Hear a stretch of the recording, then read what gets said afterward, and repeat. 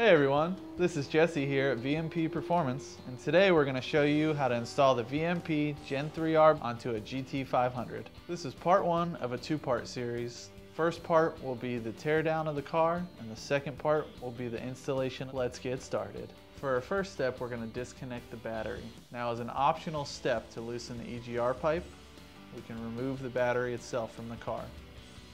So next we'll remove the positive terminal and position it to the side.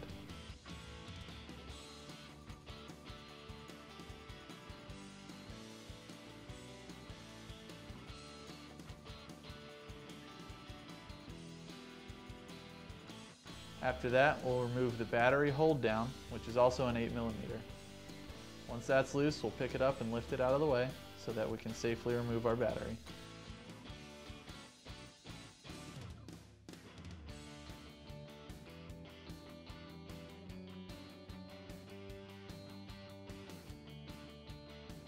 Next step is to remove the battery tray. Now there are three 8mm bolts that hold this tray in.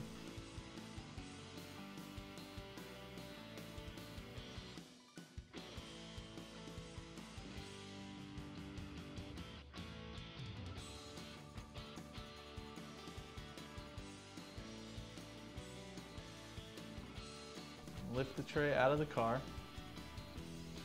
and that gives you perfect access to the EGR pipe.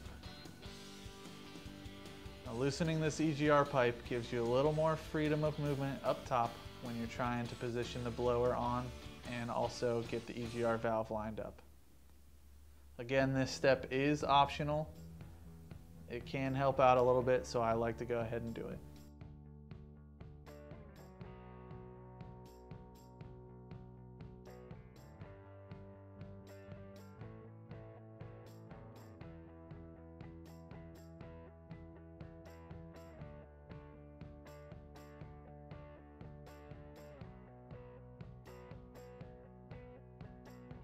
For our next step, we're going to remove any PCV lines to the valve cover, to the blower. We're going to remove the vacuum line that goes from the blower to the EGR valve and follow it all the way to the bypass valve in the back. Remove that as well.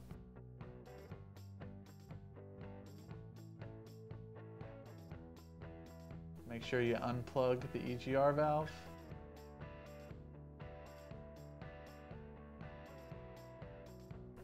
There are two bolts that hold it onto the blower. Now, depending on which blower you have on the car, it may be a 10mm or it may be a 13mm head. In our case, it's a 10mm.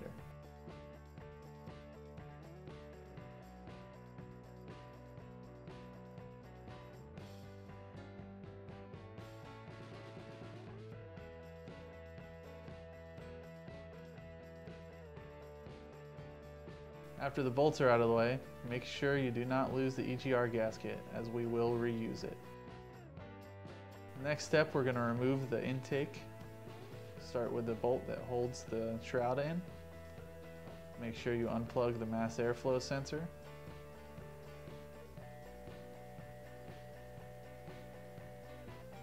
Make sure you unplug any PCV lines, vacuum lines that go to the intake.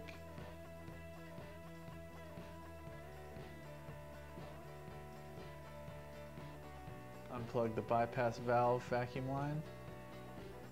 Use an 8mm socket to take the clamp off. Next, we'll remove the throttle body. There are two plugs on our throttle body. Make sure you remove them both. Once the throttle body is unplugged, we're going to remove any extra wiring. In this case, we had a fuel pressure gauge.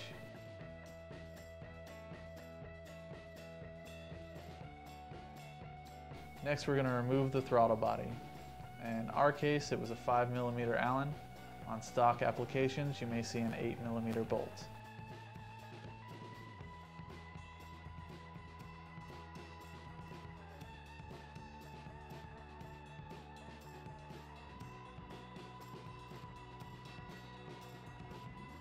Next, we're going to unplug the purge valve, and we're going to remove the purge valve vacuum line.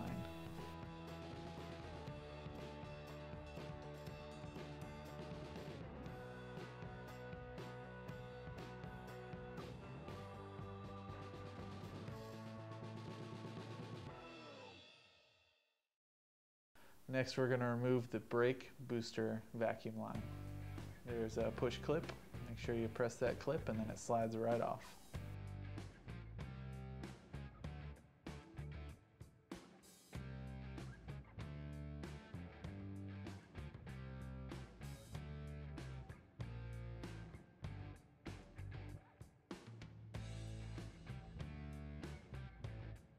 Now this is the bypass vacuum line that connects to the EGR valve and the blower on the other side. Make sure you remove that from the bypass line. We will reuse it. Next, we're going to remove the fuel line. Now this clip does not require any tools. However, a small pocket screwdriver does come in very handy.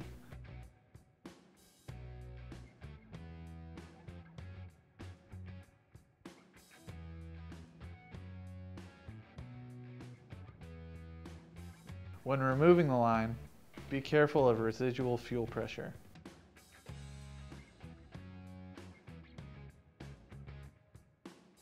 Now this is an optional step. Next, we're going to unplug the driver's side fuel injectors.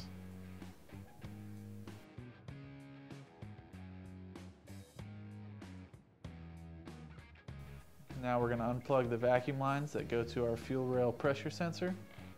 And we're also going to unplug the electrical connector. Next, we're going to unplug the passenger side fuel injectors.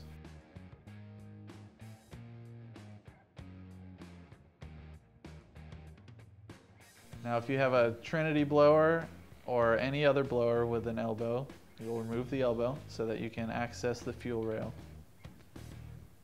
Again, on the driver's side, this is optional. We're upgrading the fuel injectors in this car, so we're going to remove the fuel rail entirely. If you are not upgrading your fuel injectors, you can pick up the passenger side, swing it over the blower, and you're good to go.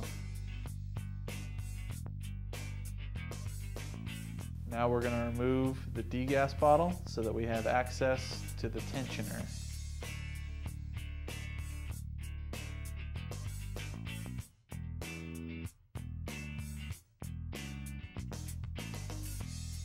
So 3/8 drive stud.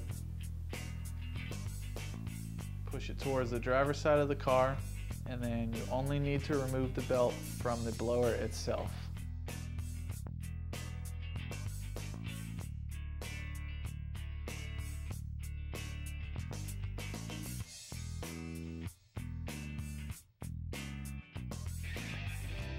Next, we're going to remove the bolts that hold the blower down.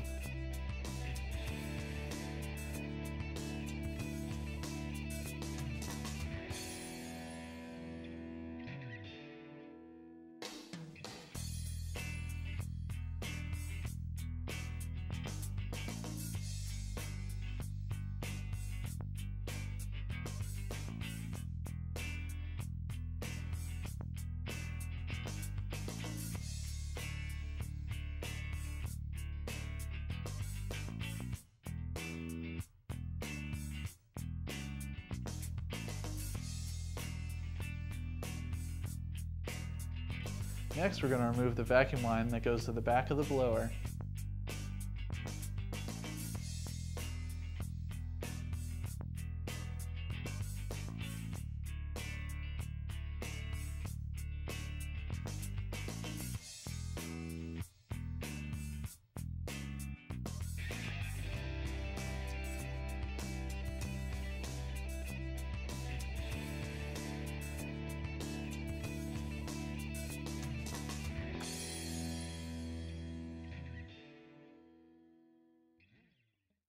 And now we take the blower off of the car. Once you remove the blower, we're going to get ready for the installation. Now this ends part 1, but be sure to stick around for part 2, which covers installation of our VMP Gen3R. Don't forget to like, share, and subscribe if you want to keep up to date with all things VMP and see more installation videos.